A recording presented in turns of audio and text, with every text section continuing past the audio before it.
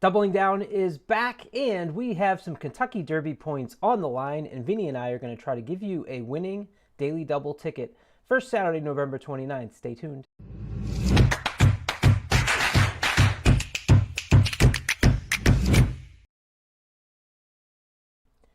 What's up, everybody? Welcome back to Trust the Profits. I'm Colin Sheehan. He's Vinny Blonde. Vinny, we let you off the hook last week by bringing in Sean Patrick Nolan. None of us, all three of us, could hit that Oh first God. leg of that race. I was happy to have let Mike figure it out as a nice price on top in the second leg, which hopefully some people cashed on. And we did have some big winners in our contest. So another $90 double. Those are the ones we want to be hitting, not our viewers. Although we're happy when they hit too, right?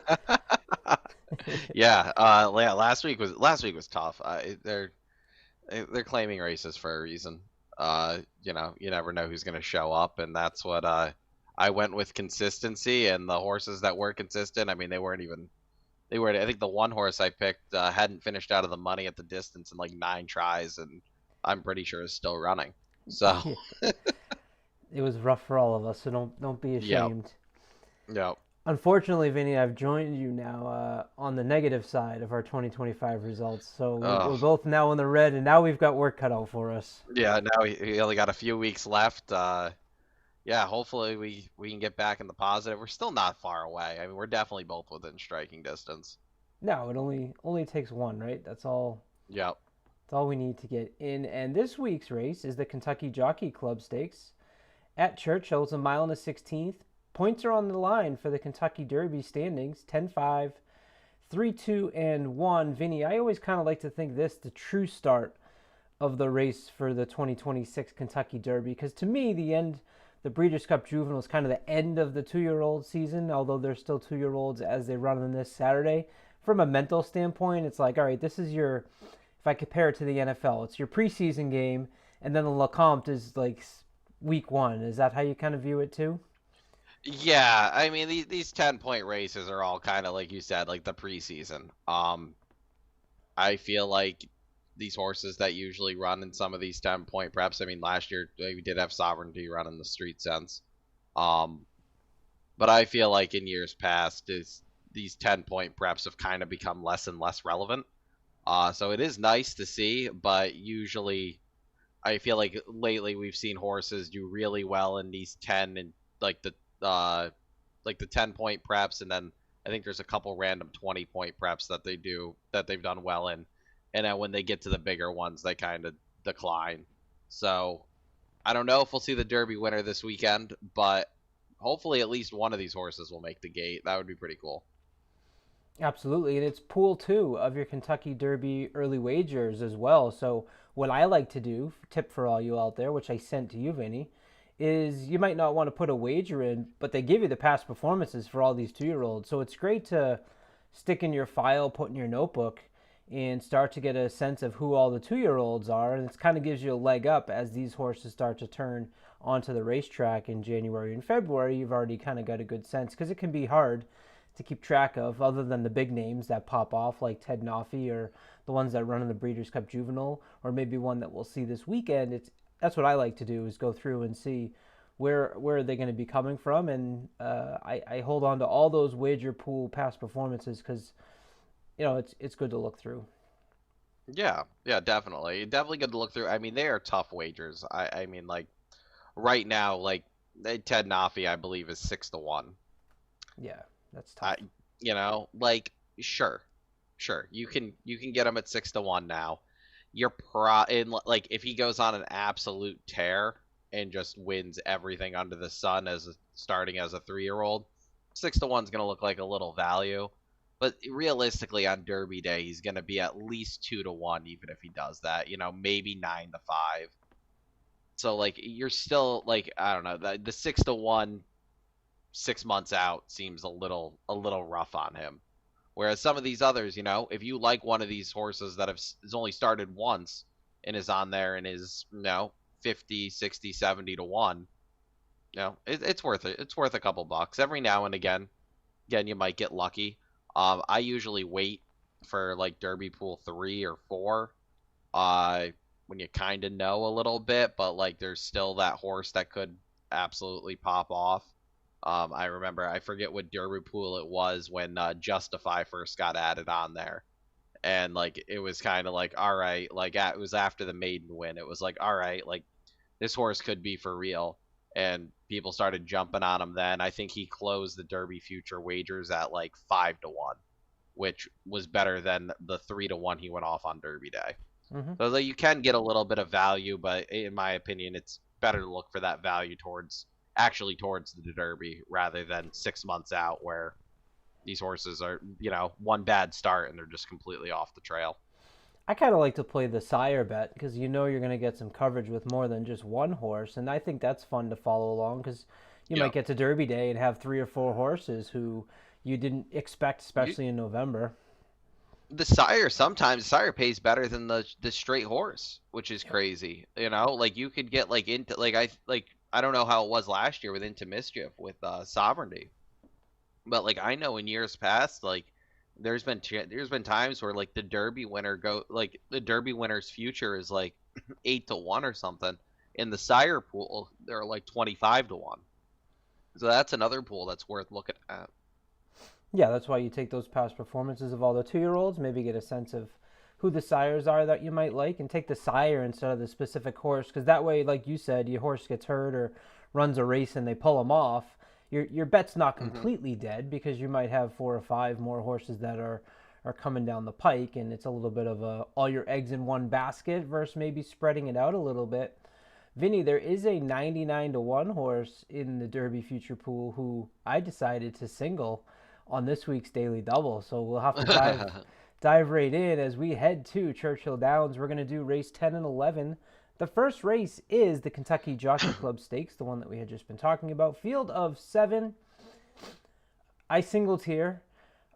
When I first I put also singled. when I first put together my ticket, I did not single. I had I'll say the horse that I took off my ticket was the number 6, Further Ado, a horse who, in Trust the Prophets chat, Riders Up Tim, after this horse broke his maiden at Keeneland on October 10th, winning by only 20 lengths, said, I think we just saw a legit Kentucky Derby contender run at Keeneland. So immediately kind of went on my radar.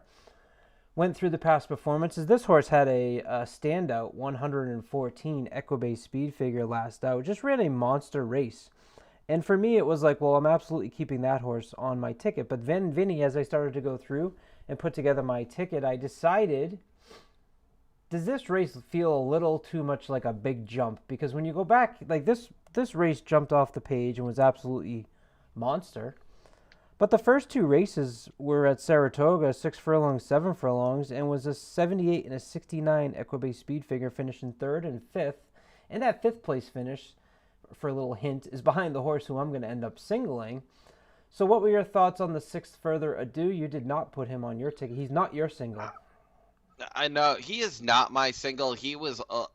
I think this horse though is bred for 2 turns, which is I I was very wary throwing him off, but I thought my ticket was too expensive keeping him on because I am expecting him to be hammered, and I wasn't confident with him as a single because I think this maiden race is one of two things: either he really liked to stretch out the 2 turns, and he is going to be a legit, at least like allowance type horse.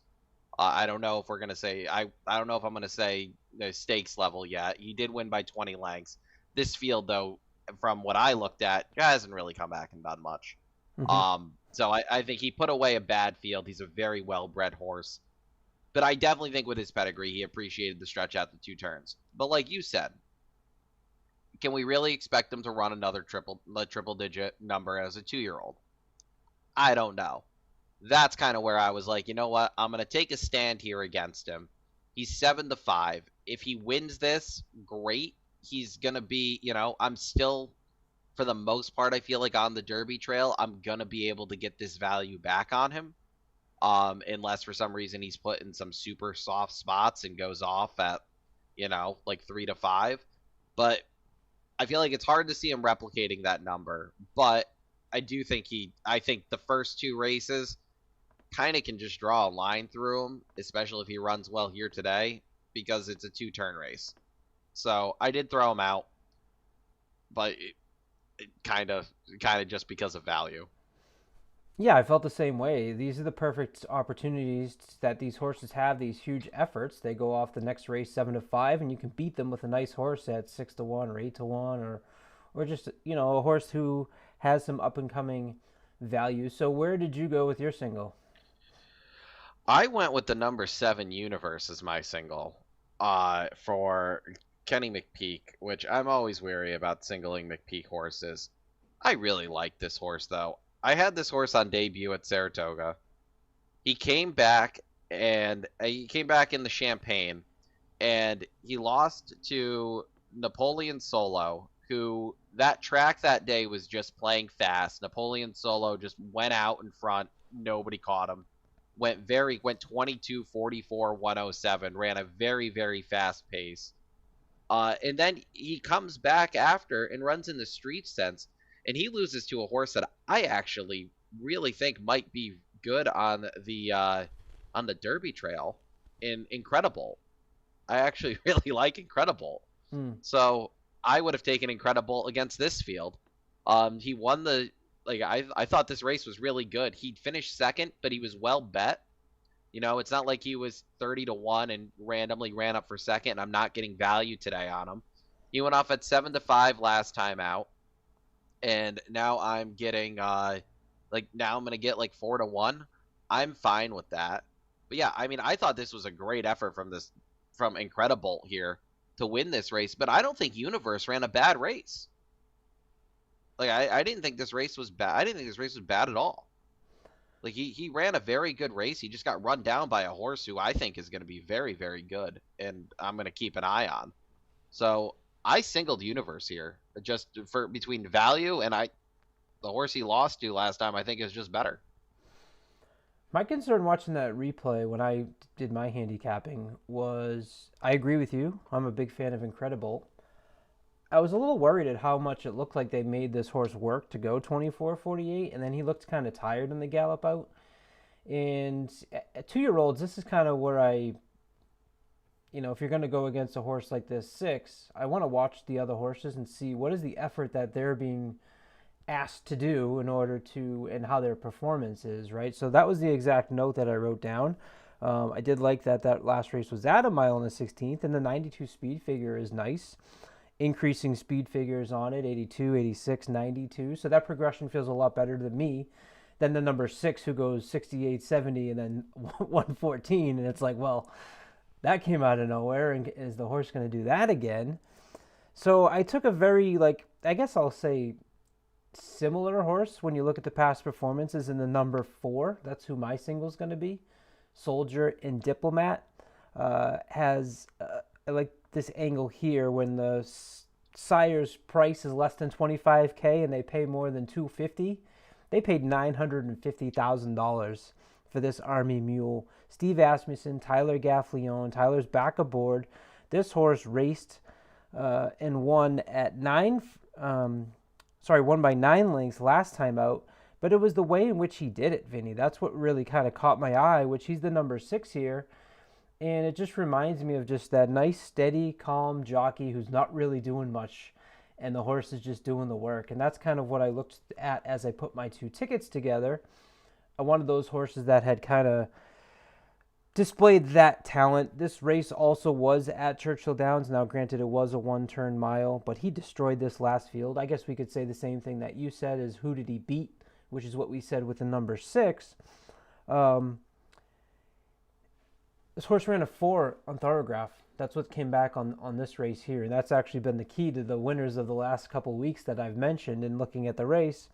Little urging here, but besides that, wasn't asked much. So my visual is that Soldier and Diplomat is a horse that's going to run big on Saturday in the Kentucky Jockey Club. Any interest in my 4, or was he a toss for you? I tossed him. I think he's a sprinter. I thought he was a sprinter from his debut. I didn't love. I was very against him in the hopeful when they stretched him out to 7. And yes, he did win at a mile next time. He could, he might just be better than some of these. So I'm not saying he's gonna run up the track or anything. I just don't know how much a mile and a 16th with his pedigree is really gonna be. Like I think that this might be the top. So like I have no interest in this horse going forward on the Derby Trail. Whereas like Universe, I think has the pedigree where he can continuously get better. So like if I lose the Soldier and Diplomat here, I lose to him going a mile and a 16th because I know when they go to a mile and an eighth, I'll beat him. Yeah, but they're not going a mile and an eighth, so we can. I know, but I just like I think he's gonna be a short price, and like I don't know the rate. Like yes, Ted Nafi is the real deal, but like that's his only appearance against stakes horses, and he finished fourth in a 6-horse race by 12, and I'm supposed to take 4-1 on him against other stakes caliber horses because there's Spice Runners running multiple stakes races. The 5 very connected ran third in a stakes race. Further ado has the big speed figure first time in stakes. And Universe has run in multiple stakes and has run well. So I don't know if he was like 8-1, I'd be interested. At short price, I'm out on him. Real quick before the break, Bob Baffert on the 2 comes in with a horse who put up a really nice speed figure in Cherokee Nation. No interest on your behalf? I almost used this horse. He lost to Mr. AP, who ran that huge second in the Breeders' Cup Juvenile. Just a very weird shipping, in my opinion. I feel like we don't usually see Baffert do this, which makes me believe either this horse is going to be relocated, or like maybe like I don't know. I feel like the Bafferts that start this early on the Derby Trail when it's not the Juvenile probably aren't as good as the others that are waiting in his barn. So I was out on him too, but that 106 did look very promising. He ran second to Mr. AP. Again, for value purposes, I let him go. We'll close out our ticket right after this. Support the show, buy some merch. Head on over to doublingdown.printful.me. We've got hats and shirts. And up next, we are going to discuss the second leg of our daily double for Saturday, November 29th, 2025. All right, Vinny, we move on. Hopefully we get our singles through. We both can't win, which is always a concern for me, but hopefully one of us will, and if we do, we can cheer for the other. Let's head to race number 11, a field of 13. I got to adjust this graphic so we can get 13 or 14 runners on it, I keep having to cut a few off. Where did you end up here in race 11? This is for the fillies, the Goldenrod Stakes, and you texted me just before we started our show because Explorer, the number 12, was the big Bob Baffert, was going to be the 7-5 morning line favorite, who ran in the juvenile fillies, is out, did not make the trip. So that immediately, I didn't have that horse on my ticket to start anyways. Did you? Yeah, I did. To start, Okay. I did. I thought Explorer was going to be I thought she was going to be very tough here if she ran, but she's not. So we'll see where she lands next. But my top pick here is I went with the number 6, Life of Joy, for Brad Cox. I'm gonna take a guess, and that this is gonna be your new morning line favorite or post time favorite once wagering starts. But 2 for 2, 2 for 2 lifetime. One at Indiana Grand on debut at a mile. Then comes here and won the Rags to Riches pretty easily, in my opinion. I Rad's back aboard today. I love the pedigree on this gun runner out of a Malibu Moon mare. Brad Cox usually is very good on the Oaks Trail, especially the last few years. I think this horse has a real shot to be a nice player early on, at least in the Oaks Trail. Very nice. And I used a few more on your ticket. You went 3 deep. Yeah, I went 3 deep. Who else did I use? I used the 11. Where did I go? Yeah, the 11. Yes, I have my past performances up, and they just did not want to. They did not want to scroll at me. I used the number 11, Bella Ballerina, Godolphin homebred, street sense out of a Tappet Dam. Only one race, but that one race was very good, in my opinion. Godolphin's been very good spotting these horses on the Derby and Oaks Trail over the last couple of years. I like this horse stretching out. Like 1 at 6, the second place finisher came back to win next time out. I think this horse could also be a very good player here. Uh, could be a very good player here on the in the Oaks Trail. I doubt we get this 10-1. I feel like this horse is just going to be bet. And I want to say the other horse I used is the number 9, if I remember correctly. Yeah, Yes, before you jump is to the the 9, because I use the 11 oh as okay. well. And one thing I wanted to add Yep. is this is a horse to a half to Pretty Mischievous, who was a horse that I was high on. So some good breeding in there as well. And I like the consistent works that I see with this 11 as well. Obviously, with the 12 scratching, this horse is going to take more money too. But I'm with you on the 11. And guess what? Who you're going to go to next is my top pick, the number 9, Atropa 9. with Jose Ortiz and Sherry DeVoe at 8-1. Again, a price I'm concerned we're not going to be able to get.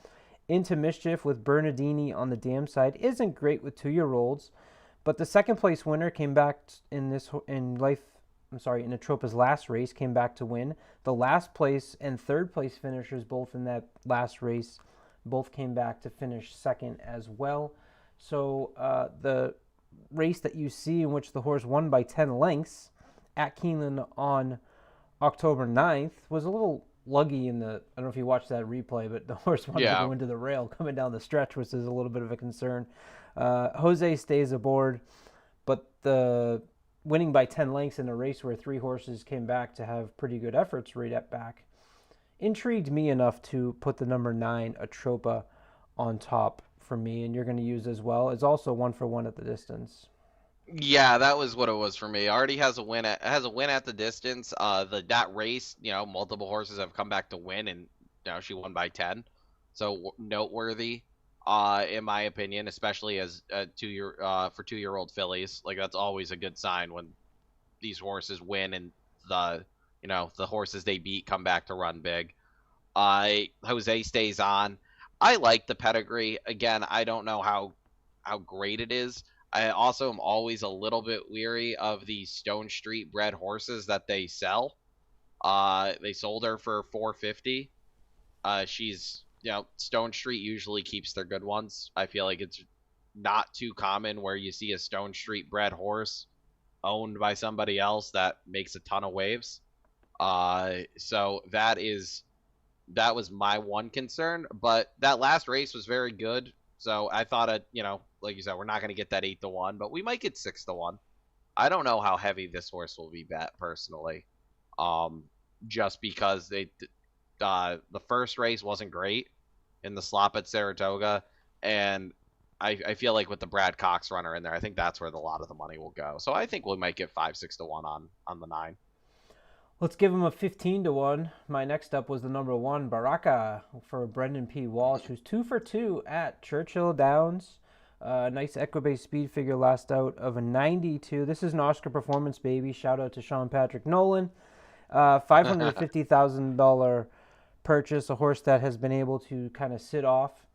Both first time out was on the front end. Last time out showed the versatility to be able to sit off, and an allowance optional claimer.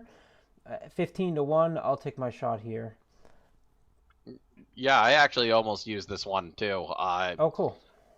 Yeah, I thought the horse made a lot of sense here. I like two wins both at Churchill. Horse needs to stretch out. My one like hesitation was that I think the horse is probably gonna eventually end up on the turf, but I don't.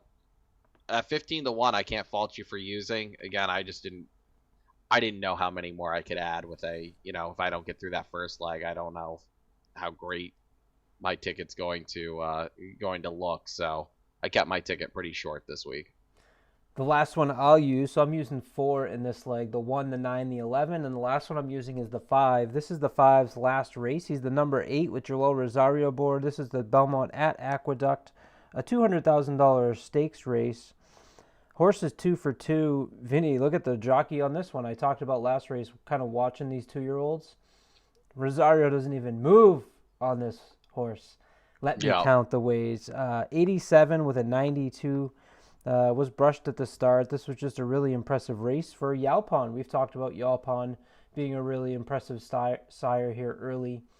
So we'll take the Yalpon on our ticket for, this horse was purchased for $190K for Michael Maker. Has gone wire to wire in both the starts. So, there's definitely some speed in this race. I think that changed when Explorer, who was all the way on the outside, scratched.